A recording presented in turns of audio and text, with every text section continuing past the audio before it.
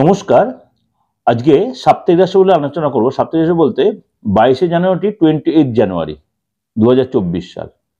তার আগে বলে রাখি, প্রত্যেকটা গ্রহের ট্রানজিটটা বলে রাখি, তাহলে পুরো রাশিটা নিয়ে বুঝতে আপনার সুবিধা হবে।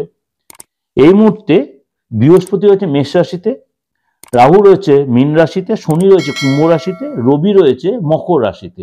এটা আমি এর আগের সপ্তাহে বলছিলাম, রবি মকর রাশিতে এসেছে 15 তারিখ। এবং বুধ শুক্র মঙ্গল রয়েছে ধনু রাশিতে, কেতু রয়েছে কন্যা রাশিতে, আর চন্দ্র রয়েছে আপনার মিথুন রাশিতে। এই হলো সিচুয়েশন। চন্দ্র রয়েছে মিথুন রাশিতে।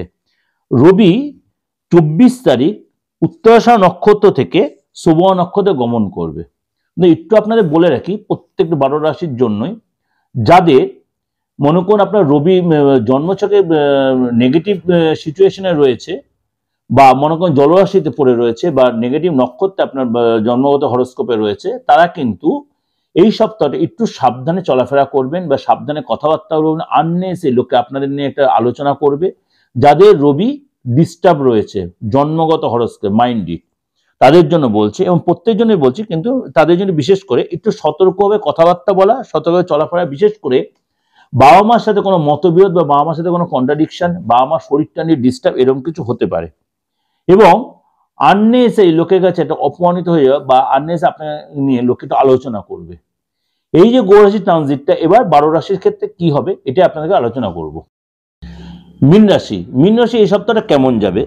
আপনার মাঝে মাঝে কেন 7.5 ফার্স্ট স্টেজ চলছে, এবং গ্রহ রাশি আপনার ঘরেই বসে আছে রাহু, সুতরাং মাঝে মাঝে আপনার মনের মধ্যে একটা অস্থিরতাবোধ কাজ করবে, দোদুল্যমান সিচুয়েশন হবে, কনফিউজড হয়ে যাবেন। সেগুলোকে অ্যাভয়েড করে আপনার কিন্তু কাজে মন দিতে হতাশ হবেন। যারা স্টুডেন্ট আছেন, যারা চাকরিজীবী আছেন, যারা ব্যবসায়ী আছেন, মনের জোর সাথে যদি কোনো অসুবিধা, কোনো ভালো অ্যাস্ট্রোলজার কনসাল্ট করে নেবেন।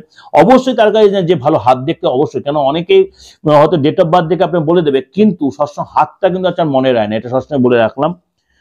যাই হোক, আমি নিজের তারপরে কথা বলছি, এটা সবসময় মনে রাখবেন। কিন্তু আপনার এই সপ্তাহে কিন্তু অনেক জায়গাতে আপনি সম্মানও পাবেন।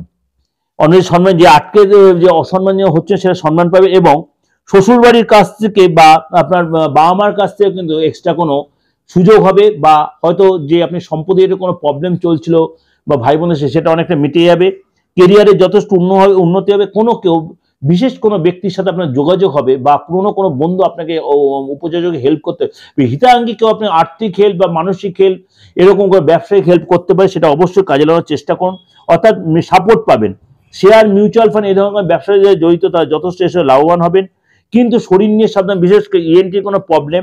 এবং ব্যবসা যদি এই সময় ইনভেস্ট করে যথেষ্ট লাভবান হবেন।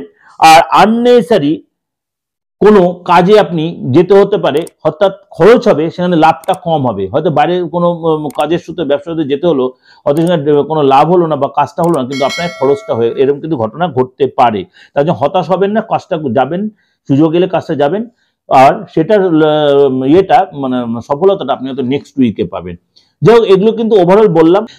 আপনি উপাচার অবশ্যই শর্টসে পেয়ে যাবেন, আমার এই মীন রাশি উপাচারটা। আর ভালো লাগলে অবশ্যই লাইক করবেন, সাবস্ক্রাইব, নোটিফিকেশনটা অন করে যত লোকের শেয়ার করবেন। নমস্কার, ভালো থাকুন।